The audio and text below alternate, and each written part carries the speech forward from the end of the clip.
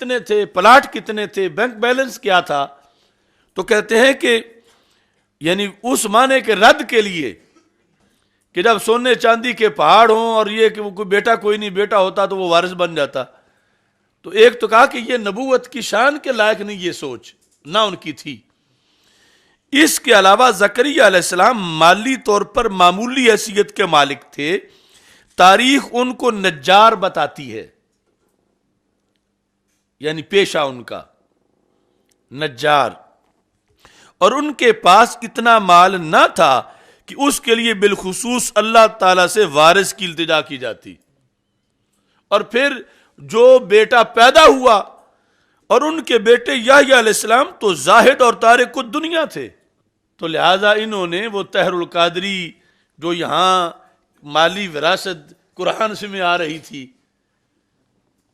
یعنی کتنا یہ بندہ جسارت کرنے والا ہے کہ قرآن جس کا رد کرنا چاہتا ہے یہ قرآن کے کھاتے میں ڈال رہا ہے, اور پھر سیدہ پاک کے کھاتے میں ڈال رہا ہے کہ چونکہ نبیوں کی مالی وراثت قرآن میں آ رہی تھی تو اس لیے سیدہ پاک نے بھی جو ہے وہ سوال کر دیا, کیا سوال ہی اس کے بقول سیدہ پاک نے اس کا سوال کر دیا. تو یہ ایک ہی غلطی میں کتنے غلطان کر رہا ہے یہ.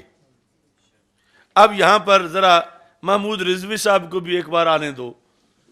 یہ باغ فدق, اللہ ان کے بیٹوں کو بھی ہدایت دے کہ وہ یہ کتاب چھاپ دیں, یا کوئی ویسے ہی چھاپ دے اللہ کا بندہ.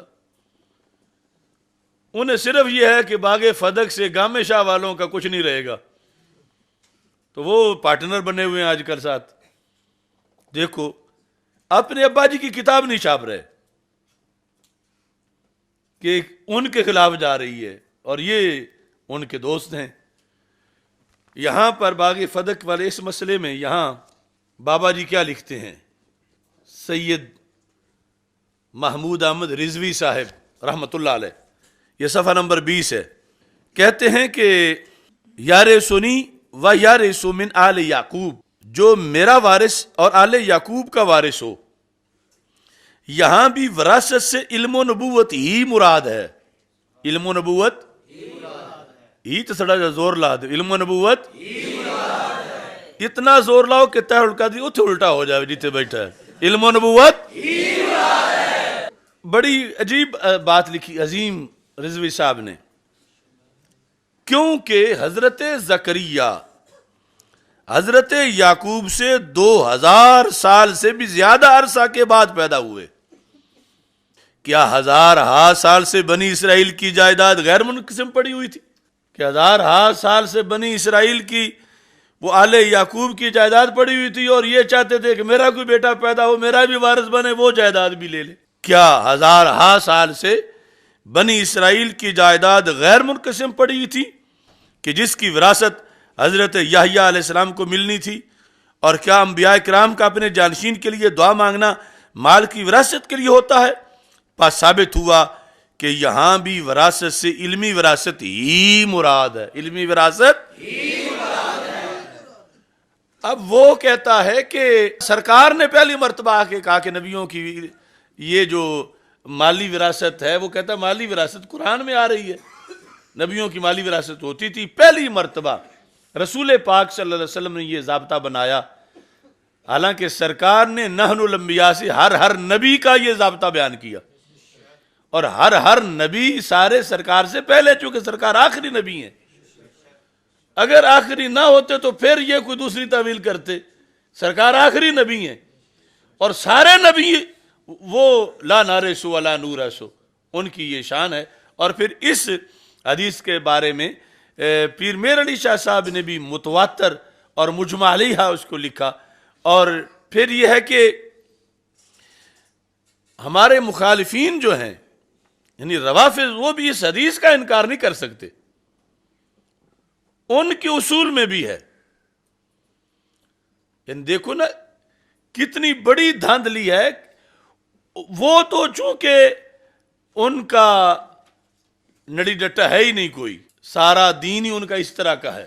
ادھر یہ کہہ رہے ہیں آیت کے لحاظ سے, اور ساتھ خود نبوت کی شان نحن الانبیاء لا نارث ولا نورث بھی بیان کر رہے ہیں.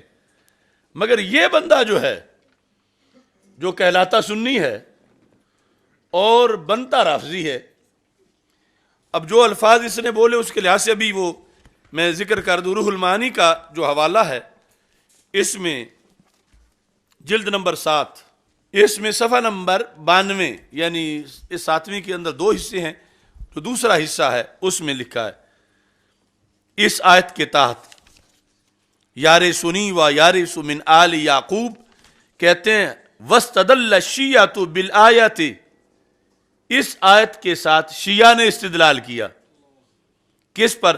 عَلَىٰ أَنَّ الْأَنْبِيَاءَ عَلَيْهِمُ السَّلَامُ تُورَثُ عَنْهُمْ أَمْوَالُهُمْ، کہ نبیوں کا ورثہ مال ہوتا ہے۔